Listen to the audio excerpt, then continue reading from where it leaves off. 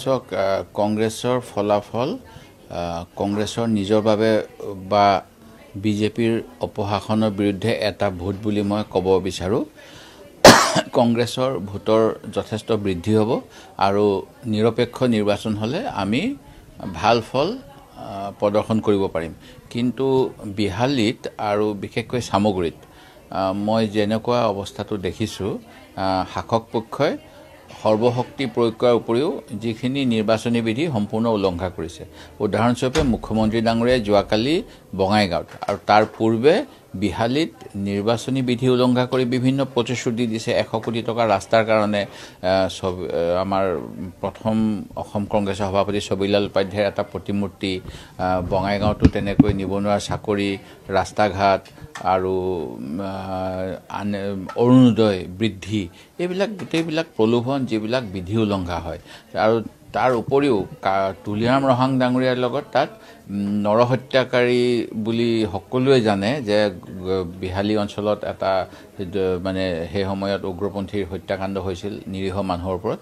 সংবিজিত নামৰ যিজনক NIA হওক বা CID অভিযুক্ত কৰিছিল, মূল অভিযুক্ত, তেখেতক লগত লৈ তাতে কেম্পেইন হৈছে।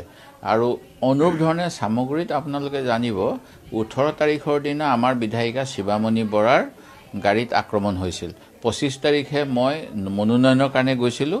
সেইদিনাখন মোকো তাত ভীতি প্ৰদৰ্শন কৰিব বিচাৰিছিল, আমাৰ বিধায়কৰ গাড়ী ভাঙিছিল। তাৰ পিছত পৰ্যায়ক্ৰমে সাংবাদিকৰ ওপৰত আক্ৰমণ 18 তাৰিখৰ দিনা আৰম্ভ হৈছিল। আৰু এনেকুৱা ভয় ভাবুকি ভীতি প্ৰদৰ্শন চলি আছে। প্ৰশাসনে একদম নীৰৱ দৰ্শক হৈ আছে। ইলেকশ্যন কমিশ্যনৰ কোনো মাত নাই। সেই গতিকে তাত যে এটা সুস্থ পৰিৱেশত নিৰ্বাচন হ'ব মোৰ সন্দেহ হৈ আছে। আৰু সেইকাৰণে আমি যোৱা সময়ছোৱাত নিৰ্বাচন আয়োগক বহুতখিনি ওজৰ আপত্তি দিছোঁ। আজিও মই 2খন পত্ৰ নিৰ্বাচনী আয়োগলৈ প্ৰেৰণ কৰিছোঁ, যিবিলাক প্ৰলোভনৰ ৰাজনীতি, মুখ্যমন্ত্ৰীকে আদি কৰি অন্যসকলৰ ভয় ভাবুকি দিয়া ৰাজনীতি, শাসক পক্ষৰ নেতা বিধায়কসকলৰ, এই সকলোখিনিৰ ওপৰত তদন্ত হ'ব লাগে আৰু বিশেষ ব্যৱস্থা ল'ব লাগে, যাতে ভৱিষ্যতে বা অহা 13 তাৰিখৰ দিনাই আমি নাগৰিকক মুক্তভাৱে প্ৰাৰ্থী বাছনিৰ সুবিধাটো দিব পাৰোঁ। আমদানি হৈ আছে। এইবিলাক আমি এইটোৱে কওঁ যে ভাৰতীয় সভ্যতাৰ মূল ভূমিৰ পৰা ভাৰতীয় সভ্যতাৰ নামত বা যি আয়াৰাম গয়ামৰ ৰাজনীতিটো বিজেপি দলে আমদানি কৰি আছে। আৰু এই আমদানি কৰাৰ কাৰণেই তেখেতসকলৰ দলটোক অন্য অঞ্চলত যেনেকৈ জিকায়, অসমীয়া মানুহৰ মন, বিবেক, আৱেগ এইবিলাক তেওঁলোকে লক্ষ্য নকৰাকৈ এনেকুৱা ধৰণৰ কামখিনি কৰি আছে। আৰু এই ক্ষেত্ৰত মই যদি ক'ব বিচাৰোঁ, বঙাইগাঁৱতো যিটো হ'ল অসম গণ পৰিষদৰ তৃণমূল পৰ্যায়ৰ নেতাকৰ্মীসকলৰ লগত, তাৰ ক্ষোভৰ বহিঃপ্ৰকাশ আজি পুৱা বাতৰি কাকতত গম পাইছোঁ। কমলা কলিতা, সত্যব্ৰত কলিতাহঁতে কৈছে যে বিজেপিৰ নিচিনা দলে আঞ্চলিকতাবাদক বিশ্বাস নকৰে আৰু আমাক গিলি পেলাব। এই গতিকে এই গোটেইবিলাক হৈছে যিটো মানে সম্প্ৰসাৰণবাদ, ভাৰতীয়তাৰ নামত, জাতীয়তাবাদৰ নামত ক্ষুদ্ৰ ক্ষুদ্ৰ আঞ্চলিক হত্যা, আমাৰ যিবিলাক সৰু সৰু জাতি জনগোষ্ঠী, তাৰ ওপৰত আক্ৰমণ। ৰিজাল্ট মই আশাবাদী ধলাই, বঙাইগাঁও, চামগুৰি, বিহালীত। আৰু কিন্তু শেষ মুহূৰ্তত কিবা অঘটনো ঘটাব পাৰে, যিহেতু প্ৰশাসন নিৰপেক্ষ হৈ থকা নাই, নিৰ্বাচন আয়োগ নিৰপেক্ষ হৈ থকা নাই।